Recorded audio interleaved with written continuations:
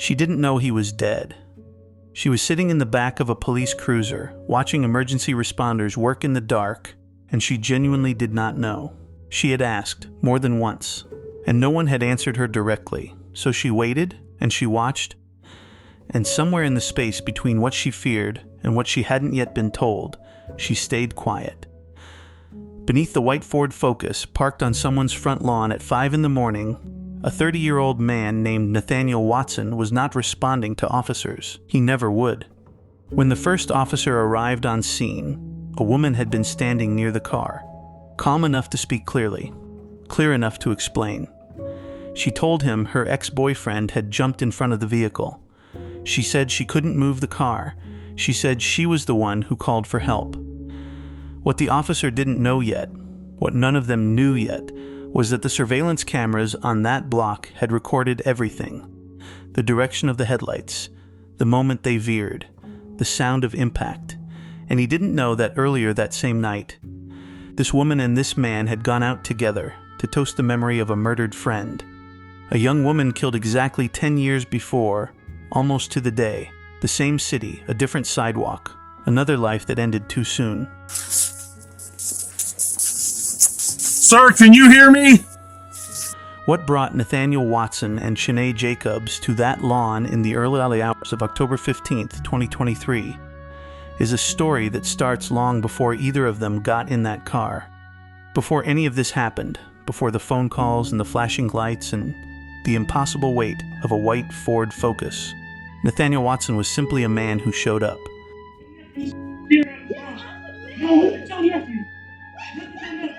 Shanae, please, man.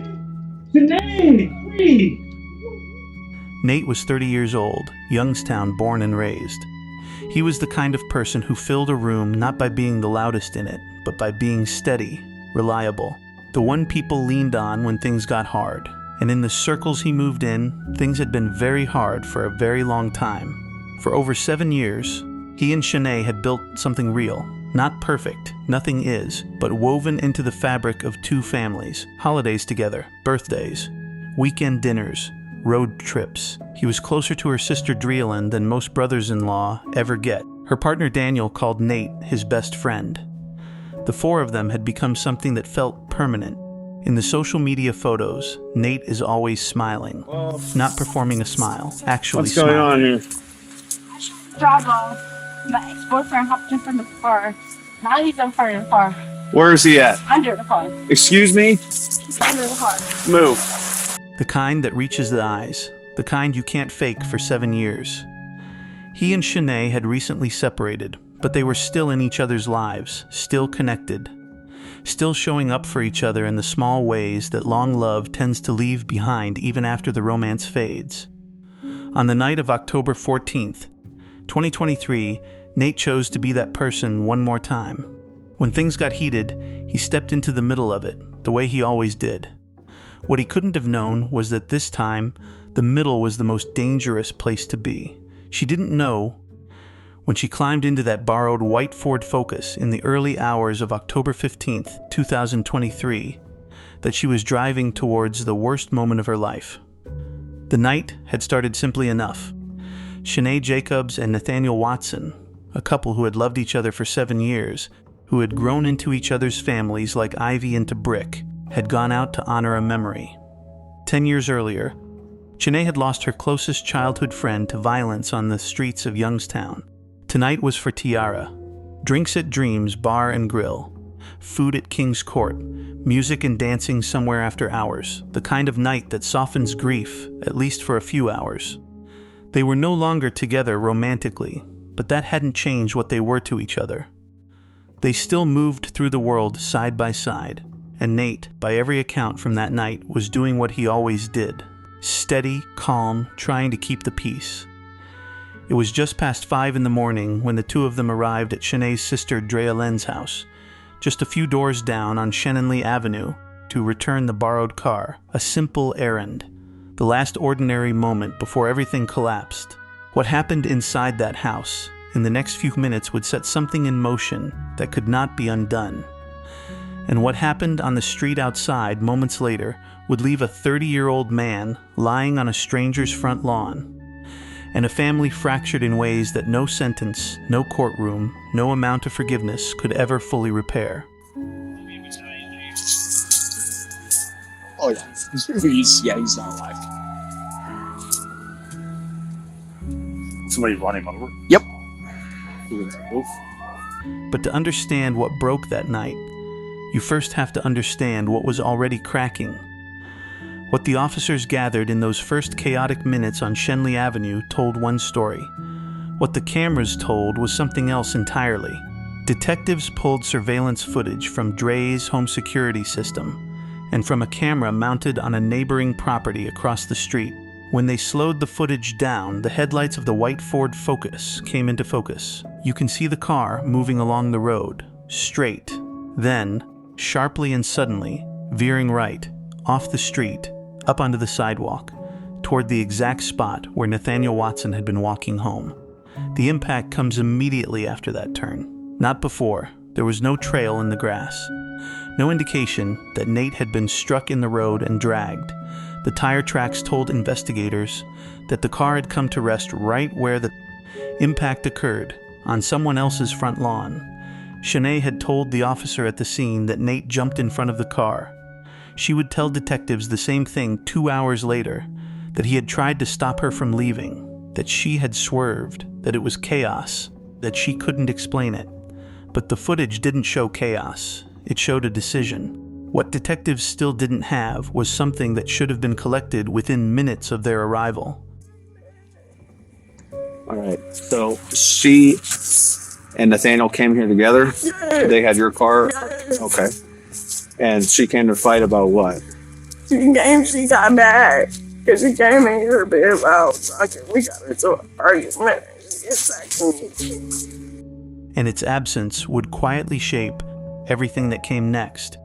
You've been watching a woman fall apart in the back of a police cruiser, grieving, frightened, unraveling. And somewhere in the back of your mind, you may have started to fill in the story yourself. We were dropping my sister's car off after a night going out. And me and my sister got into an argument. That's it. So I started to get in the car and leave. My ex-boyfriend jumped in front of the car and literally made me run him over just so I wouldn't leave. Two people who loved each other too much or not enough. A night that got out of hand. A terrible accident born from alcohol and grief and too many hours of darkness. But here is what the cameras saw. Not a man stepping off a curb into oncoming traffic. Not a moment of confusion or a split-second failure to brake. What the neighbor's security footage captures, when you slow it down, when you watch the headlights, is a car that was traveling along Shenley Avenue and then made a deliberate turn, away from the road, toward the sidewalk, toward Nate. The impact comes after the swerve, not before. Shanae was not a woman who panicked and couldn't stop in time. She was a woman who had just spent the last several minutes shouting at the back of a man who was simply trying to walk home in peace. A man who had done nothing wrong that night except try to calm two sisters down for the sake of the children inside. He was on the sidewalk. She had to leave the road to reach him. And then there is the other thing. The detail that reframes everything you thought you understood about Shanae's state of mind that night. Because the grief she was carrying into those early morning hours, it runs far deeper than an argument with her sister. She didn't go to trial.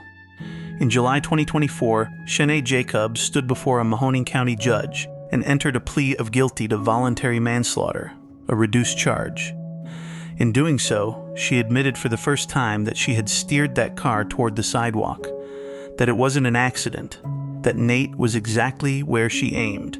While she waited in the Mahoning County Jail for her court dates, she enrolled in anger management and substance abuse recovery, voluntarily. She had no prior criminal record. And when the moment came for Nathaniel's family to speak, his mother Sherry did something that silenced the courtroom. She forgave her. Prosecutors had asked for 16 years. The judge cited two things in handing down a lighter sentence: Sherry Watson's grace, and the failure of Youngstown police to administer a sobriety test the night Nate died. an error that quietly shaped everything that followed. Shanae Jacobs received 6 to 9 years.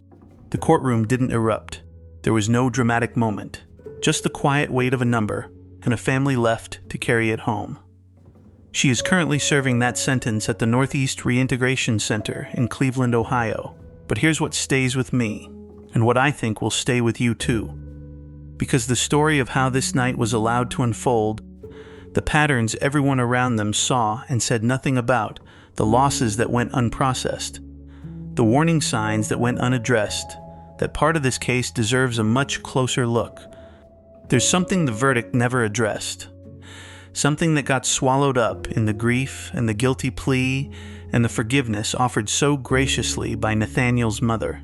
No sobriety test was ever administered. Not at the scene. Not at the station. By the time anyone thought to raise the question, it was too late.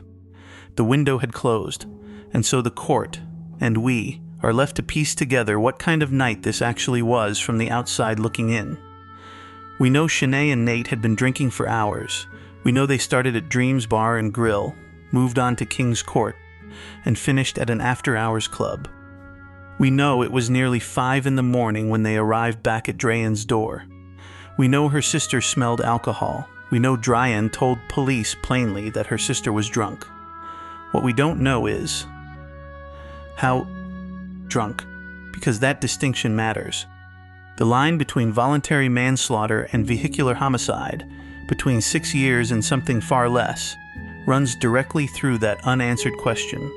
The judge acknowledged it. The reduced charge reflected it. But acknowledging an investigative failure isn't the same as answering what lay beneath it. Was this a moment of cold, targeted rage? Or was it something more chaotic? A mind so fractured by alcohol and grief, and the weight of a terrible anniversary that it simply came apart. The truth is, even Shanae may not fully know. And that's what makes what happened next, inside that courtroom, when she finally spoke, so difficult to sit with. Nathaniel Watson was the kind of man who walked into a room and made it quieter in the best possible way. Not because he demanded silence, but because people felt steadier when he was there.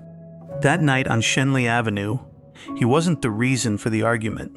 He wasn't even a part of it. He walked into his girlfriend's sister's house at 5 in the morning and did what he always did. He tried to make things better. He told Chen to look at her nephew. He thought about the children in the house before he thought about himself. Nate had just turned 30. He and Shanae had spent 7 years building something together. And even after the romance had run its course, they were still orbiting each other. Still celebrating birthdays. Still showing up. He didn't know, as he stepped off that porch and into the dark to walk home, that he was walking away from the last ordinary moment of his life. He didn't know that the night he and Shanae had chosen to honor a friend they'd lost, to hold on to someone gone too soon, would end with his mother standing over him on a stranger's lawn. Sherry Watson's would later stand before a courtroom and offer something that no one had any right to ask of her. Something quiet and enormous and almost impossible to understand. But before we get there, we need to go back to what the cameras saw. Because what happened in the 60 seconds after that car left the road tells you everything about the moments that followed. There is a question that will stay with you long after this video ends, and it doesn't have a clean answer. Not in a courtroom, not in a sentencing hearing, and not here. Shanae Jacobs steered a car towards the man she had loved for 7 years. She admitted as much when she pleaded guilty. And yet the picture that emerges from this case is not simply one of a violent woman who chose to destroy someone she loved. It is the picture of a person who had been absorbing grief for years, quietly, publicly, without intervention, losing friends to murder, to drunk drivers, to a club shooting that took the man her sister was going to marry. It is the picture of two people who were described, by the people who loved them most, as incapable of drinking without this happening every time. If it's not him, it's her. None of that explains what Shanae did on the sidewalk of Shenley Avenue.